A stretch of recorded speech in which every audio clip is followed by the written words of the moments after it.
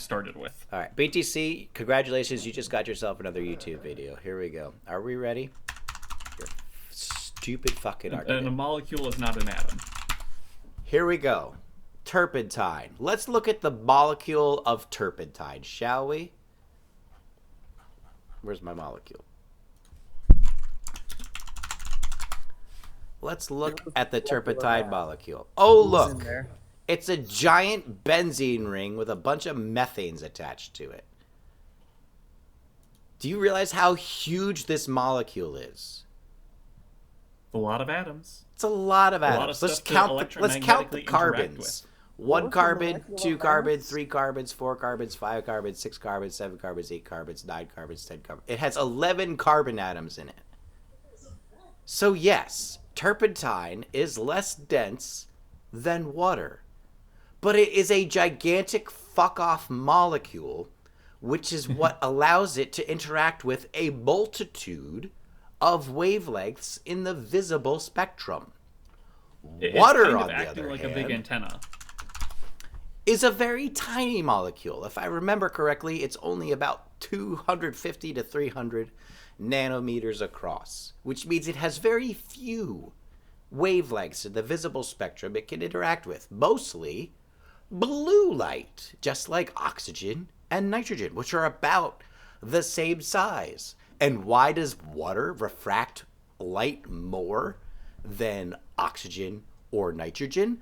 Because oxygen and nitrogen are in a straight line. Oh, look at that. Dipole. So when you bend something 104 degrees, your surface area is now huge. It's not the surface area. It's not the surface area. I gotta say this. It's because it's a dipole. Yes. It's a dipole. Yes. So it has a dipole moment, and that means that it responds more to radiation. Yes. So in this situation, it's actually like an antenna. The polarity is even throughout the molecule, more or less. It has fluctuations, but let's not get into that. It doesn't have to do with size. It has to do with what its dipole moment is. So in this instance, it's really only ever going to affect an electron if the electron cracks right into it, more or less. Whereas here, you have... We're talking about photons, right? Yes, photons. Sorry. Did I say electron? Yeah. Photons. Whereas here, not only do you have the actual molecule, you also have this negative charge above the molecule in this image, and this positive charge below the molecule in this image. So you have the molecule, and then you have the electromagnetic fields, the dipole moment, as Q just corrected me on. So you have this much bigger area and much more likelihood of interacting with a photon.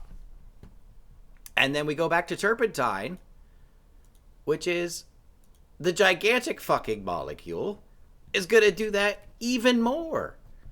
And that is why we use the term medium. So when you want to calculate your index of refraction for any material, liquid or gas, you must first know what medium you are working with because of this very reason.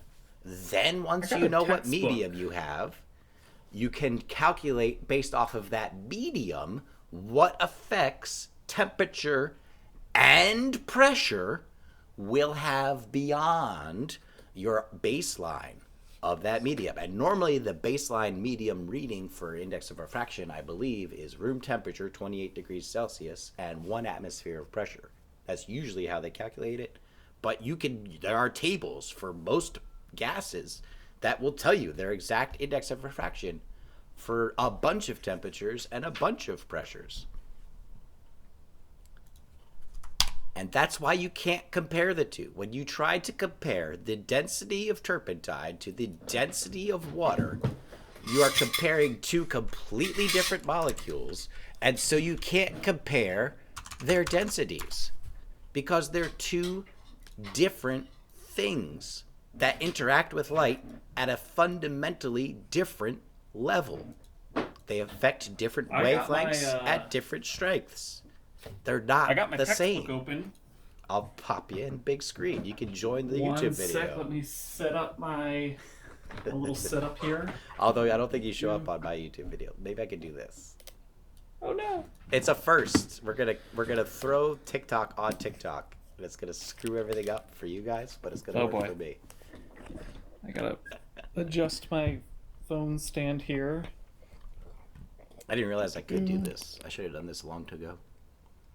So I can show up on Twitch.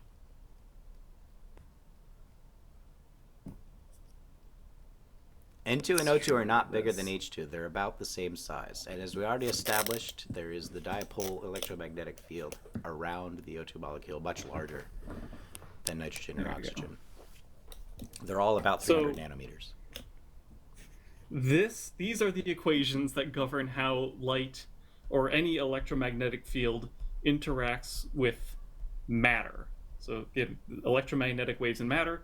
And for context, this is Griffith's electrodynamics. This is like a standard for undergraduate The physics. textbook. This is the textbook. Like I know people who have like pages of this book memorized because it is so incredibly useful. Yeah. Walk us through the first line there. So firstly, this is just talking about linear media because turns out matter is complicated. Oh, really? As one might expect. So if I took an observation just 1 meter above sea level, I couldn't apply that to the entire atmosphere? Is that what you're saying? Probably not. It depends on if the medium is linear or not. Which Amazing. Is something you would have to actually prove. Okay.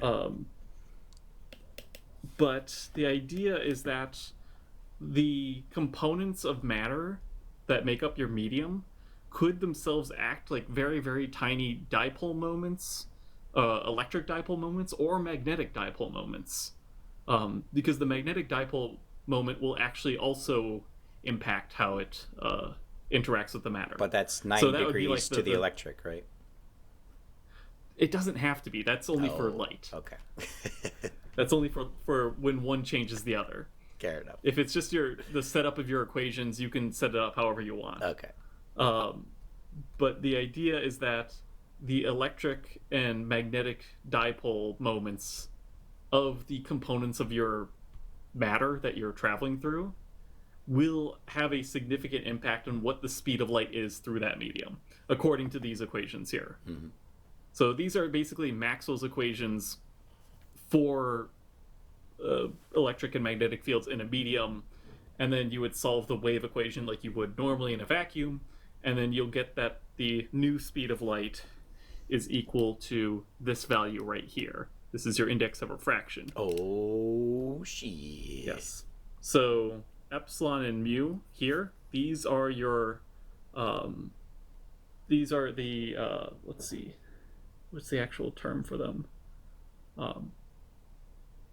It's the magnetic, basically they describe the magnetic and electric moments of the particles in your medium. And then epsilon naught and mu naught, these are just the permittivity and permeability of free space. Yeah, so the difference. It turns out that the difference between empty space and the medium. Yeah, so it turns out that like empty space kind of also acts like a dielectric, and diamagnetic as well. According to these values, it's just sort of a constant of nature. And then whenever you actually add matter into the equation, you get these values which are different. And so you can see if you're in a vacuum, epsilon and mu would be equal to epsilon naught and mu naught. These terms will cancel and n will be equal to 1, so the speed of light is just the speed of light. But whenever you have matter, these values will change depending on what your material is made out of, and this will make the whole value different. And that will decrease the speed of light. As it says at the top there, if we were to assume a homogeneous mixture, more matter... this is also required for these equations to work, a homogeneous mixture. Which would be Once you get to a non-homogeneous mixture, the equations get a bit more complicated. Yeah. And so... You can make approximations by like slicing up your medium into nearly homogeneous components. And then the thinner your slices are, the more accurate it will be. That's how I would approach that kind of a problem. But ultimately, this is sort of what you have to consider. And if we're assuming a homogeneous mixture, if it was a more dense mixture, you would have more matter, correct?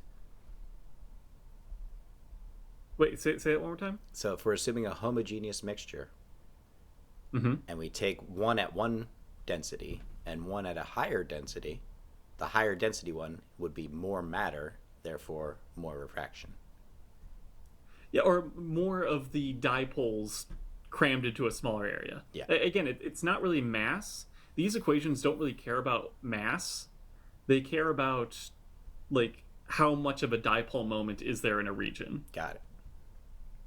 So you're basically you can describe molecules as little tiny dipoles, and then as you increase the density, you're cramming more of these dipoles into a smaller region. Okay. So Yeah. there you go, BTC. Congratulations. Another video showing how wrong you are.